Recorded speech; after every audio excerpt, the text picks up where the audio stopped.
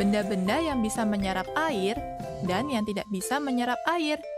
Episode 34 untuk teman-teman kelas 1.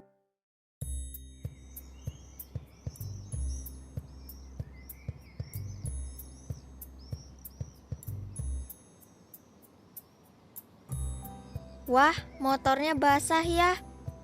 Pasti karena tadi kena hujan. Iya, tapi tenang, kan ada lap yang bisa menyerap dan mengeringkan jok motor ini.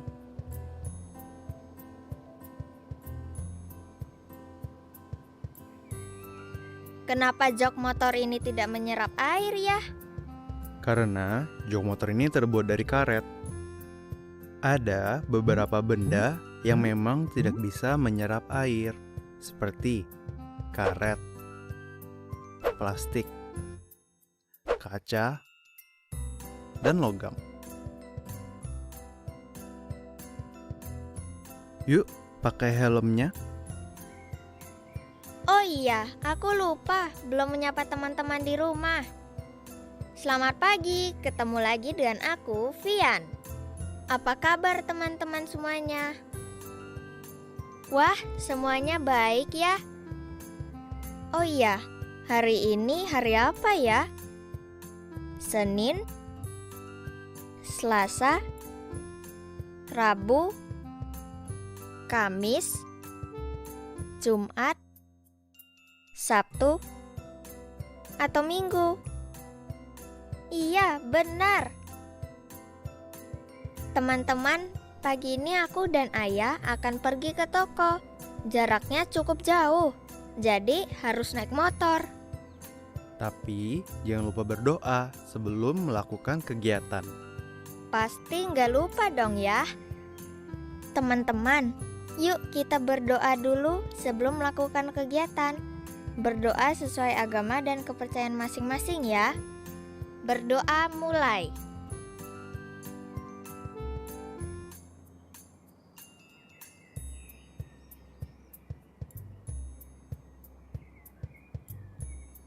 Berdoa selesai.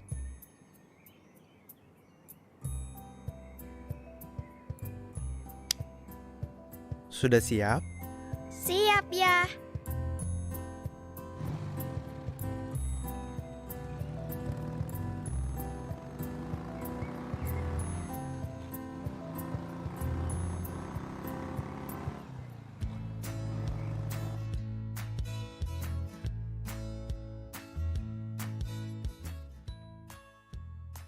Teman-teman, aku baru pulang setelah belanja di toko bersama ayah.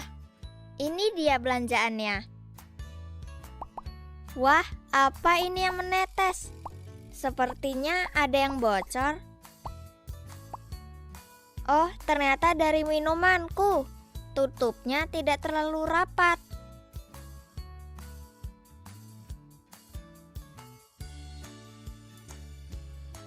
Aku ambil tisu deh untuk mengelapnya.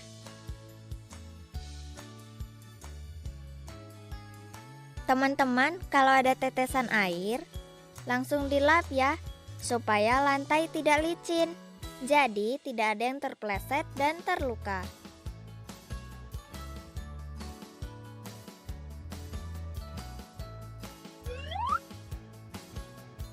Oh ya teman-teman, biasanya benda apa saja yang kalian gunakan untuk menyerap air yang tumpah? Iya, benar. Pasti banyak yang menggunakan lap atau kain untuk menyerap air yang tumpah. Selain itu, apa lagi? Iya, selain itu, kita juga bisa menggunakan tisu kertas, atau busa. Seperti yang pernah dijelaskan di cerita berjudul Meresap atau Tidak. Nah, kalau kalian sudah tahu benda apa saja yang bisa menyerap air, yuk kita jawab pertanyaan ini. Oh iya, kalian sudah menyiapkan alat tulis belum?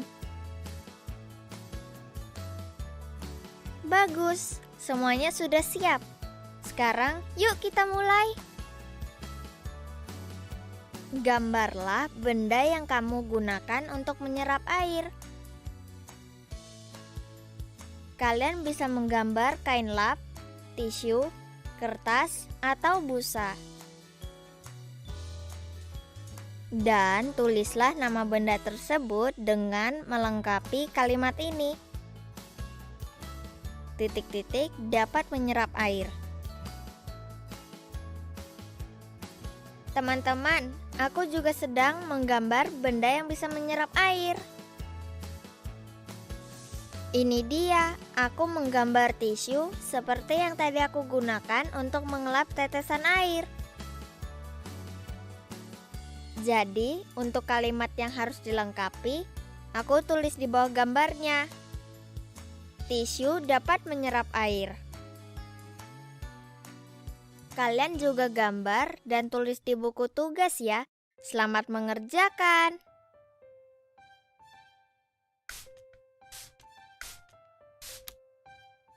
Kenapa cairannya masih menempel di kaca ya? Kenapa, Vian? Jendelanya rusak. Tidak kok ya, kacanya kotor dan mau aku bersihkan. Tapi aku perhatikan cairan pembersih kacanya masih menempel di kaca. Kenapa kaca ini tidak menyerap air ya? Kaca memang tidak bisa menyerap air karena bahannya padat dan keras, sama seperti logam. Untuk membersihkan kaca ini, kita bisa menggunakan kain lap.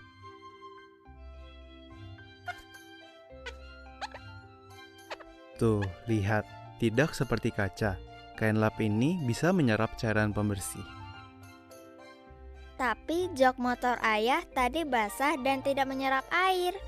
Padahal kan dibuat dari karet yang bahannya lunak. Betul, meski lunak, karet dan plastik juga termasuk benda yang tidak bisa menyerap air. Wah, aku jadi ingat cerita yang berjudul Meresap atau Tidak. Aku mau membacanya lagi. Ayah, mau temani aku tidak? Tentu saja mau. Meresap atau tidak? Air, susu, dan minyak adalah beberapa contoh benda cair. Apa saja kegunaan benda cair? Benda cair bisa untuk minum, seperti air mineral, susu, atau teh. Benda cair juga bisa digunakan untuk menyiram, menggoreng, dan banyak kegunaan benda cair lainnya.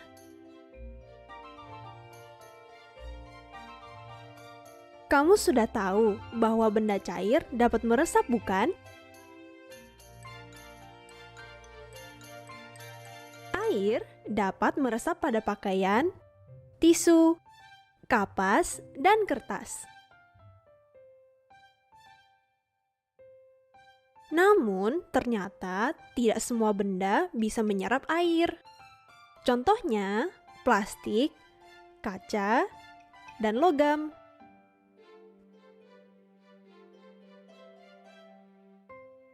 Apakah semua benda cair bisa diserap dengan mudah? Tentu saja tidak. Ini karena benda cair memiliki kekentalan yang berbeda.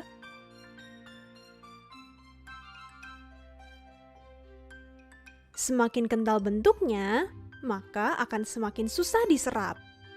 Seperti minyak yang lebih kental daripada air.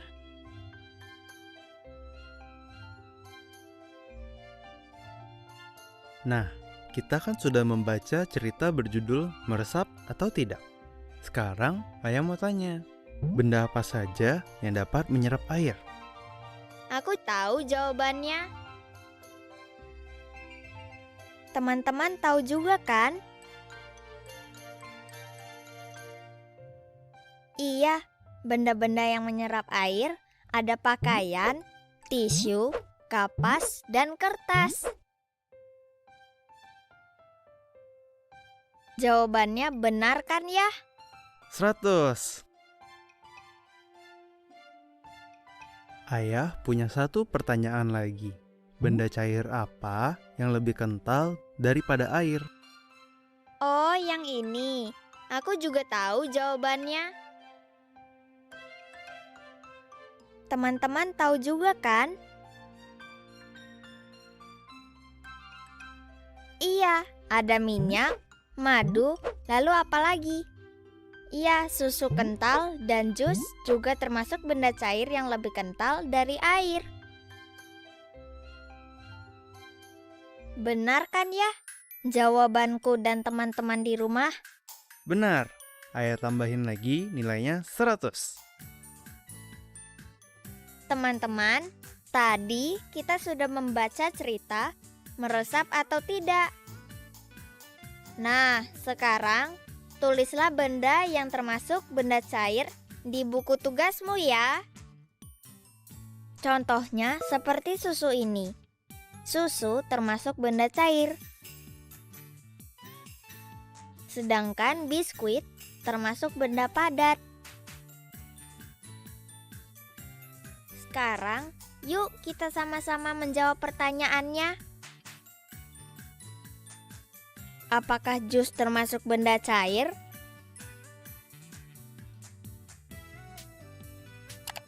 Betul, jus termasuk benda cair meski lebih kental dari air. Bagaimana dengan susu? Apakah termasuk benda cair? Iya, betul lagi. Susu juga termasuk benda cair. Kalau susu cair, bentuknya sama seperti air. Tapi kalau susu kental, bentuknya lebih kental dari air. Kalian masih ingat kan, benda cair yang lebih kental dari air itu akan lebih susah diserap. Nah, kalau teh, apakah termasuk benda cair? Ini sih gampang. Semua pasti tahu jawabannya. Iya, teh juga termasuk benda cair. Selanjutnya, kayu. Nah, apakah kayu ini benda cair? Betul, kayu bukan benda cair. Jadi, kalau kayu bukan benda cair, kayu termasuk benda apa, teman-teman? Ya, kayu adalah benda padat yang sifatnya kuat dan keras. Dan terakhir, batu. Apakah batu termasuk benda cair? Betul, batu bukan benda cair. Batu adalah benda padat yang kuat, keras, dan permukaannya kasar. Semua pertanyaan sudah kita jawab sama-sama. Sekarang tulis jawaban tadi di buku tugas ya. Saat mengerjakan, perhatikan juga cara duduk dan cara memegang pensil. Selamat mengerjakan.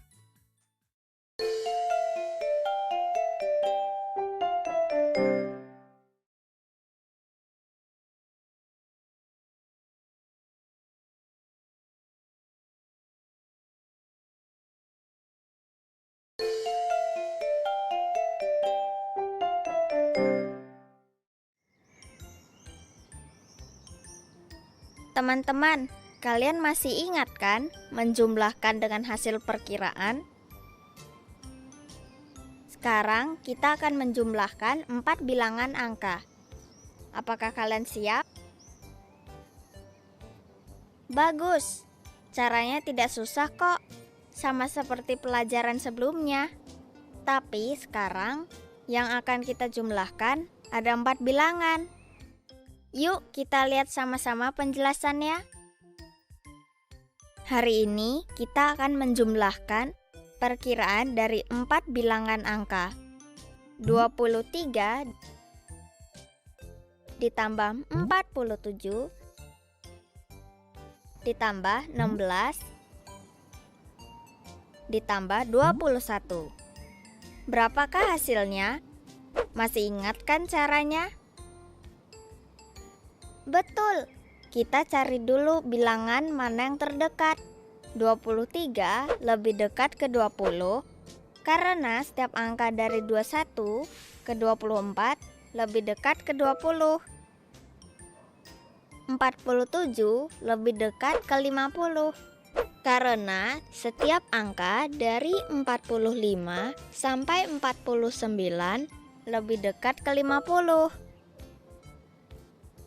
16 lebih dekat ke 20 karena angka 15 sampai 19 lebih dekat ke 20. Dan 21 lebih dekat ke 20 karena 21 sampai 24 lebih dekat ke angka 20. Nah, sekarang kita jumlahkan hasil perkiraannya ya.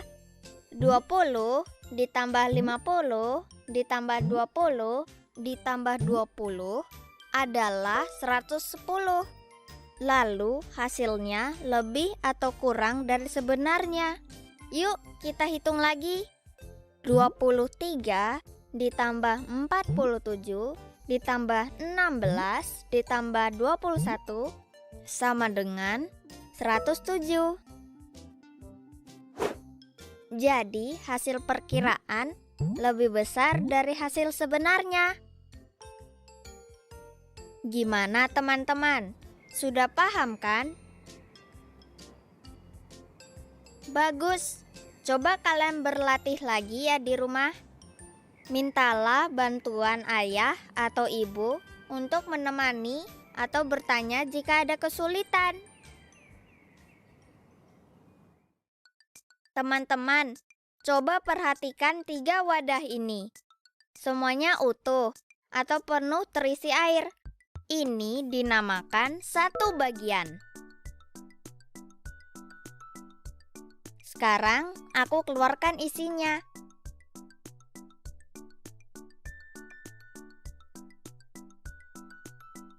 Berapakah isi masing-masing wadah?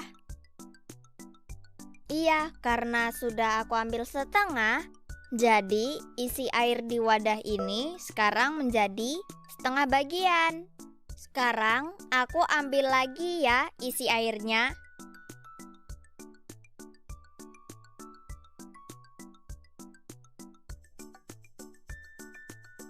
Nah, sekarang wadah ini terisi 1/4 bagian. Bagaimana? Kalian sudah semakin paham kan tentang pecahan utuh, setengah, dan 1/4? Bagus! Bagaimana kalau sekarang kita melakukan percobaan? Perhatikan gambar-gambar ini. Ada 3 wadah yang berbeda bentuk, tapi ketiganya memiliki tinggi yang sama. Apakah kalian tahu apa saja bentuk wadah ini? Benar, ada bentuk kubus, tabung, dan prisma segitiga. Masing-masing wadah ini terisi penuh dengan air. Nah, apakah kalian tahu wadah mana yang tidak dapat mengisi wadah lain sampai penuh? Air yang ada di dalam kubus jumlahnya lebih banyak daripada air yang ada di tabung dan prisma segitiga karena bentuk kubus yang lebih besar. Tapi air di dalam kubus, tabung, dan prisma segitiga tidak dapat mengisi penuh wadah lain karena bentuk wadah lain lebih besar. Nah, sekarang kita buat percobaan yang lain ya. Coba perhatikan gambar ini. Air teh yang ada di dalam kubus, tabung, dan prisma segitiga isinya berbeda. Nah, isilah gelas-gelas kosong ini dengan teh dari kubus, tabung, dan prisma segitiga. Lalu berikan tiap gelas teh tersebut kepada ayah, ibu, dan adik. Berikan air teh paling banyak untuk ayah. Air teh yang paling banyak ini dituang dari benda apa ya? Iya, benar. Air teh paling banyak dituang dari kubus. Karena bentuk kubus lebih besar dari bentuk bangun tabung dan prisma segitiga. Berikan air teh yang paling sedikit untuk adik. Air teh yang paling sedikit ini dituang dari benda apa ya? Iya, betul. Air teh paling sedikit dituang dari prisma segitiga karena bentuknya lebih kecil dari bangun kubus dan tabung. Terakhir, berikan air teh yang dituang dari wadah berbentuk tabung kepada ibu. Teman-teman, sampai di sini dulu ya pembelajaran kita hari ini. Jangan lupa ucapkan terima kasih kepada orang tua yang sudah menemani kalian belajar ya.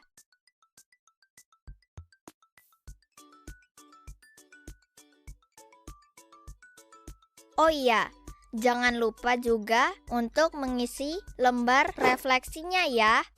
Sampai ketemu lagi teman-teman. Dadah!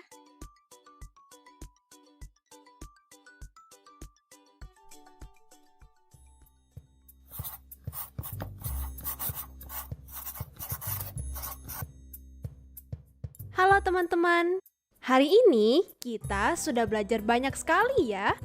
Apakah kalian ingat kita belajar apa saja?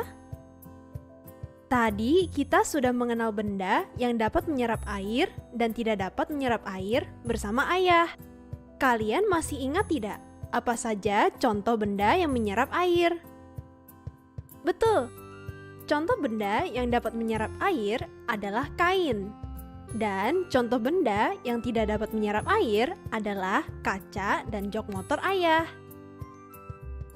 Kita juga sudah membaca cerita meresap atau tidak bersama ayah. Kita jadi bisa menjawab pertanyaan tentang benda apa saja yang termasuk benda cair dengan tepat. Tadi kita juga bermain bersama sambil latihan melakukan perkiraan penjumlahan 4 bilangan. Lalu, kita sudah mengenal tentang pecahan utuh, setengah, dan seperempat dari percobaan air. Wah, banyak sekali ya yang sudah kita pelajari hari ini. Teman-teman, jangan lupa latihan lagi ya, supaya kamu semakin pintar. Sampai jumpa!